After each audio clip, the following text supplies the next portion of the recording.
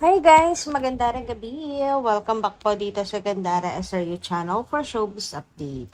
Nandito na naman nga po akong muli nagbabalik. Ang nagmamaganda ninyo kajismasang Kim Pao, wala na pong iba.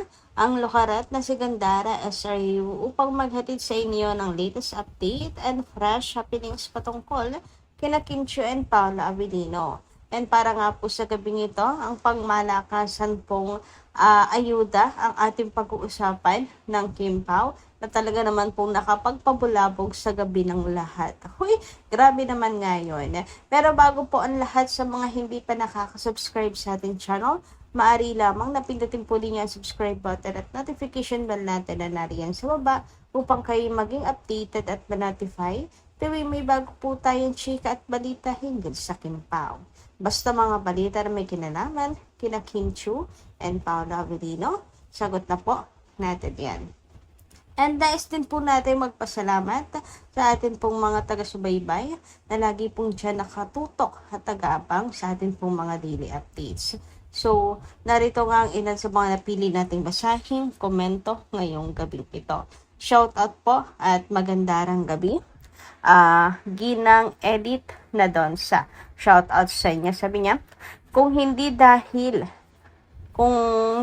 kay Ayn, walang manonood sa movie nila Lolong okay lang. Okay lang yun. Kasi mag-ate si Ayn at Kimi.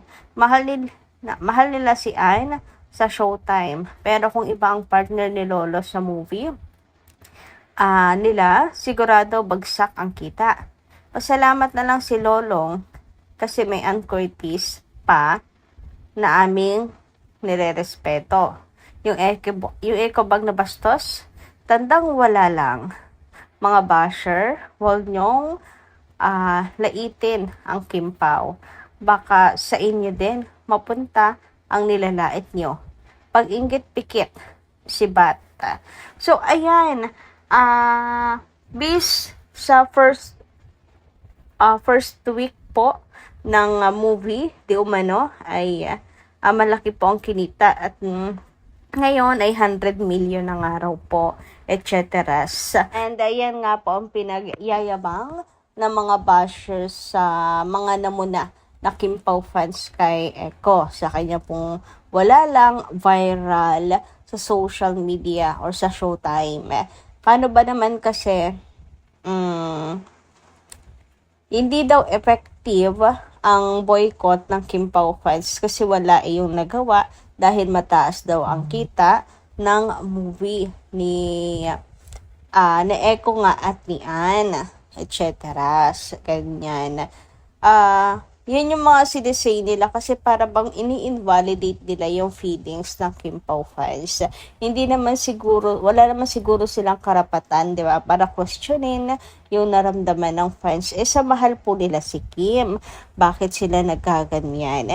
May emosyon din po ang mga fans bilang mahal nila si Kimi. Nasaktan sila nung gagawin. Kahit naman siguro sila, kapag yung idol nila, nabastos o kaya ay mayroon pong na-encounter na hindi rin nila gusto, masasaktan din po sila at maglalabas na sa loobin. Ganun lang din naman po ang ginawa ng Kim Pao fans. Pero hindi nila yun ang unawaan and basher Kaya wag na lang po natin pansinin. Well, congratulations kay Ann na maganda ang kinita ng kanilang movie and parami pa rin talaga nagmamahal po sa kanya. Diba? Nagpa-block screening din si Mimi Vice, si Kimi for the support din kay Ann Curtis. Anyway, sabi naman po ni Ma'am Dina La Fortesa, maganda ring gabi.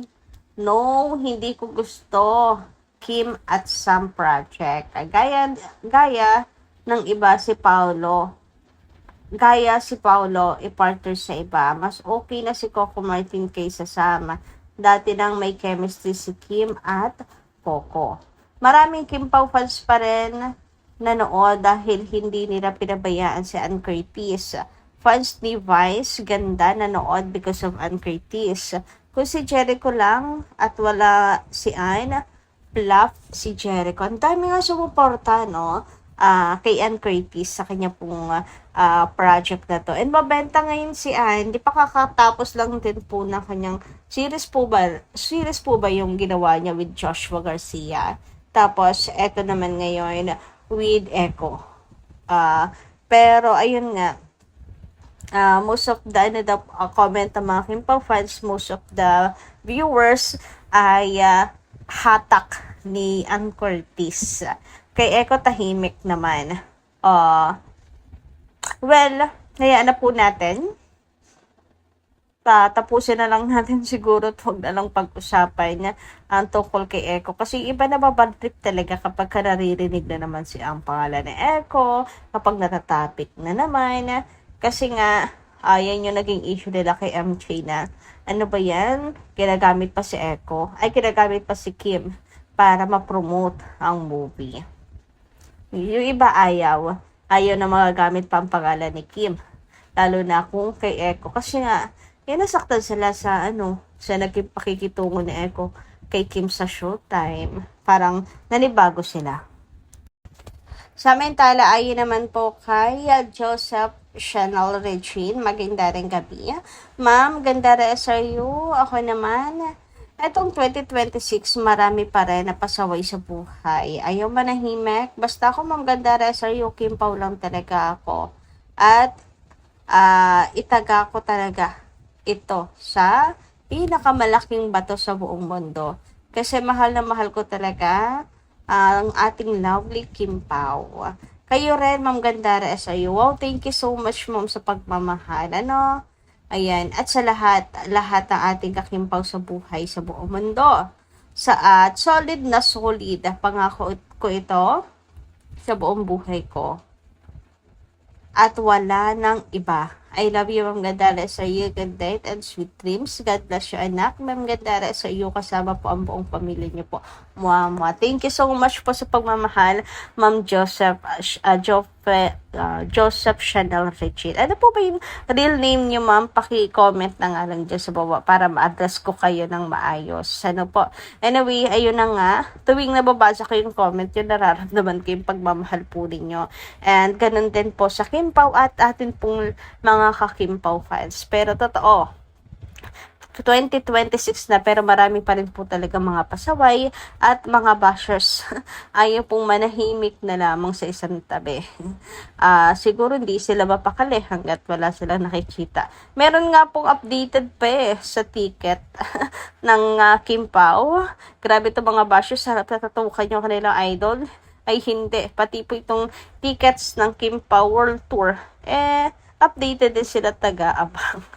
Anyway, dumako naman tayo dito sa ating latest update ngayong gabing ito kung saan, ang Dreamscape Entertainment naglapag po ng pangmalakasang ayuda. Grabe naman nga yan. Grabe, nabulabog ang mundo, nabulabog ang gabi, ang mundo ng mga Kimpaw fans dahil dito sa update ng Dreamscape Entertainment ng BTS Never Seen footage ng Kimpaw. Grabe. Ang dami pala nilang dami nilang ganap. So, yung dami nilang sweet moments sina Kim and Paolo. And grabe naman nga yan. Sinong hindi mabubulabog? Sinong hindi kikiligin? At sinong hindi may stuck dito? Yes, ako stuck dito. Pati nga po si Miss Carlo, kitang-kita niyo yung kilig. Himlay malala talaga siya. Ayan siya, Tingnan niyo naman ngayon sa background. Diba? Himlay talaga, literal na himlay. Siya yung best example ng himlay talaga malala ng Kimpaw fans. Grabe ka, Miss Carl. Ikaw talaga yung president sa ayuda ng mga Kimpaw fans. And totoo, hindi lang for promotion, yung kilig ni Miss Carl tuwing nagpapayuda siya. Totoo yung feelings niya. Kasi makikita niyo sa BTS talagang nakatitig siya sa Kimpaw, nakilig. Yung himlay na lang, wala nang masabi. Ganyan. Nasarap siyang panoorin ng Kimpaw. Sino ba naman ngang hindi, diba? Kung tayo nga po, siya yung representative natin. Siya yung ating tawag dito. Simbolo talaga ng Kim Pao fans. Grabe, lahat tayo ganyan, 'di ba? Stuck na stuck sa Kim Pao, kinikilig. Grabe. Paano ba naman? Ito pala talaga ang Kim Pao, di po ba? Kaya sa mga bashers dyan, ako, sorry na lang po kayo. Huli na kayo sa balita. Huli na sa balita. Sa mga hanggang ngayon ay nandun pa rin sa hindi naman totoo ang Kim Pao, nandun pa rin sa in real life, wala lang sila Kim and Paolo, napipilitan lang si Paolo kay Kim. Ito yung totoo, oh. Ayan, nasa likod ng camera, hindi nila napapansin. May mga nakatutok pala sa kanila at sobrang kinikilig sa kanila po mga ganyan. Yung account ni Kim Chiu, may pag-post rin. Huy, grabe naman nga kasi yung Paula Avellino na yan. Narito nga po ang post ni Miss Carl. Diyos mio, may resipo. Wow! Napatili na talaga Hindi ko talaga napigilan, pasensya na. Dami naman tayong kinikilig sa kanila, 'di ba? Hehe. Hashtag Kim Pao forever. Huy, may pa forever si Miss Carl. Ayan, Kim Pao forever. Sino dito ang mga hashtag Kim Pao forever? Comment ka lang po dyan sa baba. And hanggang dito lang po muna yung ating update. Maraming salamat po sa inyong pakikinig. And kita-kits po muli sa mga susunod nating chikas. Maraming po salamat.